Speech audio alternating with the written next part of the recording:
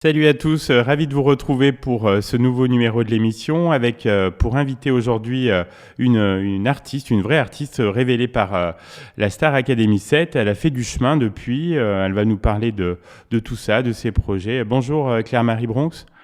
Bonjour. Alors Claire-Marie, qu'est-ce que tu faisais dans la vie avant d'être pensionnaire de la Starac en 2007? Eh ben, la même chose que ce que j'étais après, euh, mais avec cette expérience en plus. Mais donc, j'étais au conservatoire Ah oui. à Dijon, donc c'est là où j'ai fait mes études de musique. Hmm. Et j'ai commencé à écrire mes chansons. Moi, je vais pas commencer de la naissance, mais j'ai toujours voulu faire ça. Et c'est vrai que j'ai grandi dans une famille de musiciens, et on m'a mis à l'alto, au violon Ah alto oui, c'est à vrai, oui. cinq Ouais. six ans. Et donc après je suis allée à l'école. J'aurais préféré aller dans une école parallèle parce que j'étais vraiment nulle en classe, et j'aurais aimé faire une école spéciale d'ailleurs Hmm. de chant, de théâtre et, et d'art en général. Oui. Ça serait bien que ça existe. Bon, ou Montessori, ça m'aurait convenu parce que j'étais pas du tout Oui, scolaire. c'était plus Mais adapté j'ai déjà. dû, Ouais. j'ai dû supporter toute la scolarité normale, et ça c'était vraiment dur pour moi. En parallèle, j'avais le conservatoire. C'était pas évident le conservatoire parce que c'était très strict, mais c'est ce qui a fait que j'ai de la rigueur aujourd'hui et que j'ai ce niveau-là. C'est vrai en musique, mais c'est pas ça qui fait qu'on joue bien. Enfin, je veux dire, c'est surtout ce qu'on a à dire. Et ça, j'ai mis du temps à me réconcilier avec mon instrument parce que j'étais un peu en colère avec le conservatoire.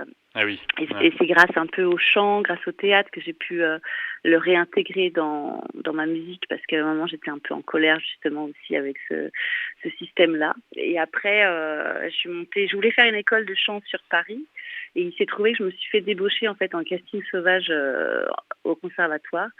Et quand on m'a dit que c'était pour la Starac, j'ai dit Ah, non, c'est moi je comme fais ça pas en fait, c'est un ça. Ouais. casting sauvage pour toi alors. Ouais, c'est ça. Et moi, j'ai dit non, non, moi, je fais pas ça. Je vais pas faire de la télé-réalité. Ça me correspond pas du tout. Hmm. Et elle m'a dit oui, mais cette année, c'est les auteurs-compositeurs. Ça change. Ça n'a rien à voir avec avant. La danse, c'est plus obligatoire. Tant mieux, parce que j'étais une vraie merde en danse. Et c'est avéré que depuis, je sais un peu plus bouger. Mais à l'époque, ça m'arrangeait bien. Et donc, ils m'ont dit, mais même si tu veux pas rentrer, fais quand même les castings, parce qu'il y aura Universal, il y Oui, aura c'est pour se faire remarquer aussi, ça aurait pu. voilà, Ouais. tu peux faire un contrat avec Universal, donc c'est intéressant, fais-le quand même. Et puis je vous cache pas que j'étais un petit peu attirée quand même, en contradiction quand même avec, même si je voulais pas de la télé-réalité, j'étais un peu attirée par tout ce qui brille, par Paris aussi, parce que moi je suis quand même une Et oui, provinciale à oui. la base. Ouais.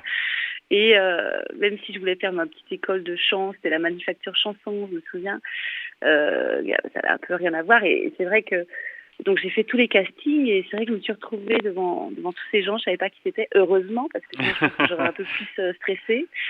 Et je suis arrivée avec mes chansons en fait. Donc Ah j'ai oui. passé les castings qu'avec mes chansons. Et Donc avec le recul, l'émission t'a quand même apporté quelque chose. bien sûr, Ouais. bah ça m'a apporté des contacts que je réactive d'ailleurs aujourd'hui, maintenant Oui. que j'ai une nouvelle actualité, parce que je pense qu'il faut se servir de ce qu'on a vécu. Bah Maintenant bien j'ai sûr. plus, tu Ouais. vois, un peu je le renie pas du tout. Alors qu'à un moment, j'avais besoin de m'en détacher, tu Oui, vois, c'est pour normal. Oui. exister par Ouais. moi-même. Parce que, tu vois, à un moment, tu as la notoriété, mais t'as pas l'argent, tu vois, qui va avec. Donc, tu es un peu dégoûté, c'est-à-dire qu'on te reconnaît partout dans la rue. Tu fais des autographes, tu fais des photos, les gens, ils te font la bise, tu vois. Hmm.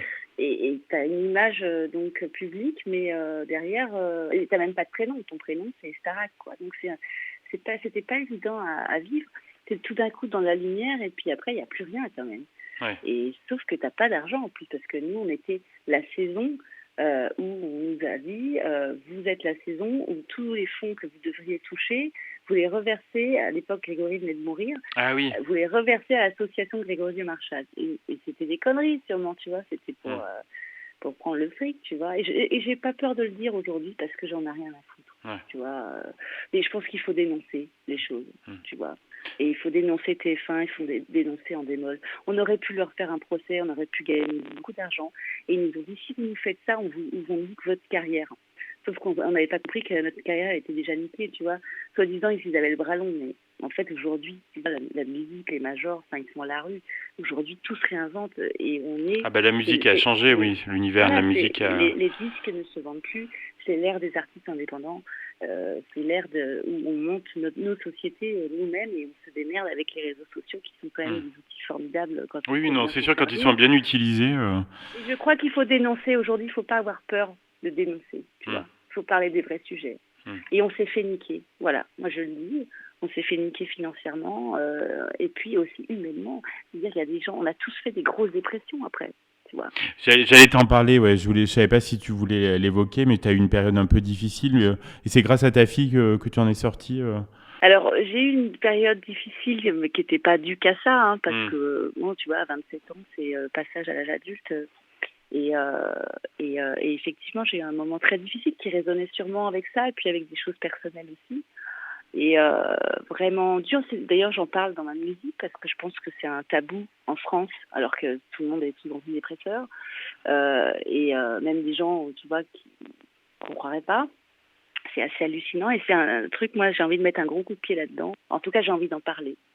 Et effectivement, c'est ma fille, mais j'avais plus le temps parce que d'avoir un enfant, on n'a plus le temps, mais c'est ma fille qui m'a donné la force de dire les choses, de parler des vrais sujets et surtout de me réaliser, de monter sur scène avec ces chansons-là qui avaient beaucoup plus de sens que mes petites chansons d'adolescente.